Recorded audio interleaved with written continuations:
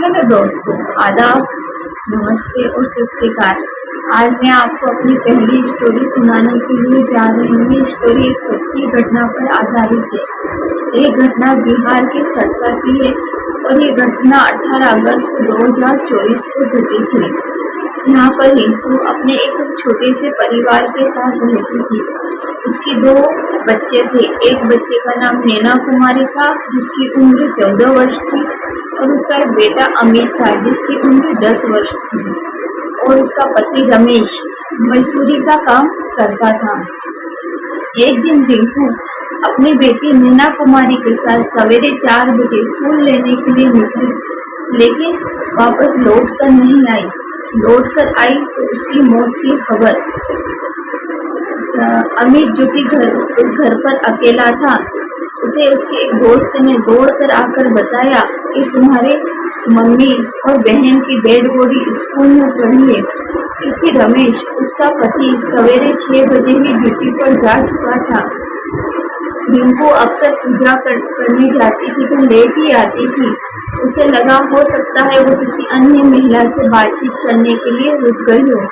इस कारण से अमित घर पर अकेला ही था।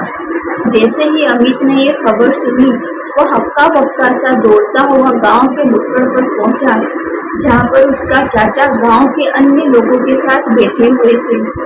अमित ने जाकर अपने चाचा को बताया कि कोई बता रहा है कि माँ और बहन की डेड बॉडी स्कूल में पड़ी हुई है। तो वह सब लोग दौड़कर स्कूल में गए तो वहां पर पहले से ही बहुत ज्यादा भीड़ जमा हुई थी। वहां पर अमित और उसके चाचा ने देखा कि रिंकू और उसकी बहन मीना कुमारी की डेड बॉडी वहां पर पड़ी हुई है और चारों तरफ खून बिखरा हुआ है। यह सब देखकर अमित चीख चीख कर रोने लगा, लेकिन उस वक्त रमेश नहीं था। रमेश को खबर भिजवाई गई, लेकिन वो काफी लेट आया। इसके साथ गांव के लोगों ने स्थानीय पुलिस को भी सूचना दे दी। जैसे ही पुलिस को सूचना मिली, वह अपनी टीम के साथ मौका वारदात पर पहुंची और शव को अपने कब्जे में लेकर पोस्टमार्टम के लिए भेज दिया। इसके बाद पुलिस ने अपनी तफ्तीश शुरू करी। पुलिस का पहला शक रिंकू के पति पर था, क्योंकि वह घटना के काफी देर बाद आया था, और जब पुलिस ने उससे पूछताछ की तो उसके चेहरे पर ऐसा कोई भी हाव भाव नहीं था कि उसे अपनी बीवी और बच्चे की मौत का काफी दुख हुआ हो। पुलिस ने काफी गहराई से उसे कई दिन तक पूछताछ की, लेकिन उन्हें कोई पुख्ता सबूत न मिल सका जिससे कि वो उसे गिरफ्तार कर सके। इसके बाद उन्होंने रमेश को छोड़ दिया। इसके बाद उन्होंने रिंकू की कॉल डिटेल निकालना शुरू करी, तो पता चला कि जिस रात ये हत्या हुई थी, उस रात 3 बजे रिंकू के फोन पर एक व्हाट्सएप कॉल आया था, जो कि लगभग 3 बजे का था और जिस पर 60 मिनट बात हुई थी। जब पुलिस ने उस कॉल की डिटेल्स निकाली तो पता चला कि नंबर किसी और का नहीं, बल्कि रिंकू के भतीजे कृष्णा का था, जिसकी उम्र लगभग 22 वर्ष थी। पुलिस उसके घर पहुंची और उसे लेकर पुलिस थाने आई। तो पुलिस ने उससे पूछताछ करना शुरू करी। तो पहले तो रिंकू ने उन्हें अपनी बातों में गुमराह करा, लेकिन जब पुलिस ने बताया कि तुमने उसे सवेरे 3 बजे फोन किया था और तुमने उससे 7 मिनट बात की थी, तो वो घबरा गया और उसने थोड़ी सी कड़ाई से पूछताछ करने पर बता दिया कि उसी ने ही रिंकू और उसकी बच्ची का कत्ल किया है। इसके बाद पुलिस ने उसका मोटिव जानना चाहा, तो उसने बताया कि रिंकू अपने पति से खुश नहीं थी, इसलिए वो गांव में इधर उधर लड़कों पर दौरे डालती थी। फिर उसकी नजर मुझ पर पड़ी, जो कि मैं उसका भतीजा था और पड़ोस में ही रहता था। तो हम दोनों की दोस्ती हुई और इसके बाद हमारा अवैध संबंध 5 साल से चल रहा था। इसके बाद कृष्णा अपनी चाची से बेइंतहा प्यार करने लग गया और उसने कहा कि तुम अपने बच्चों को छोड़ दो और अपन कहीं भाग चलते हैं और दोनों शादी कर लेंगे। लेकिन रिंकू इसके लिए तैयार नहीं हुई। इसी बात से दोनों के बीच में अनबन होना शुरू हो गई।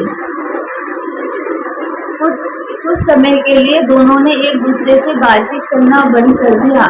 कृष्णा को इस बात से कोई परेशानी नहीं थी कि रिंकू उसके साथ नहीं भागी है, लेकिन कुछ समय बाद उसे यह बात पता चलती है कि रिंकू का अफेयर अपने ही गांव के अन्य लड़के से हो गया है और वो उसके साथ अवैध संबंध में है। यह बात कृष्णा को बर्दाश्त नहीं हुई और उसने रिंकू को मारने की प्लानिंग बनाई, लेकिन वह यह काम अकेले नहीं कर सकता था। इसके लिए उसने अपने एक दोस्त की मदद ली और उसे कहा कि वो उस बेवफा की हत्या करना चाहता है। तो इस पर उसका दोस्त राजी हो गया और दोनों ने मिलकर एक प्लानिंग बनाई। कुछ दिन के बाद 18 अगस्त की रात को कृष्णा ने रिंकू को फोन किया और उसने कहा कि तुम सवेरे 4 बजे मुझे स्कूल में मिलने के लिए आओ। अगर तुम मुझसे मिलने के लिए नहीं आए तो मैं जो भी तुम्हारे संबंध है और जो तुम्हारे मेरे साथ संबंध है और जो गांव के अन्य लड़के के साथ संबंध है, मैं ये सब बातें तुम्हारे पति को और पूरे गांव वालों को बता दूंगा। यह सुनकर रिंकू डर गई और उसकी बातों में आ गई। वह सवेरे 4 बजे मंदिर के फूल लेने के बहाने अपनी बेटी मीना कुमारी के साथ उस स्कूल में पहुंची। स्कूल में कोई गेट नहीं था, स्कूल के कमरों में भी कोई गेट नहीं था, न ही खिड़कियां थी।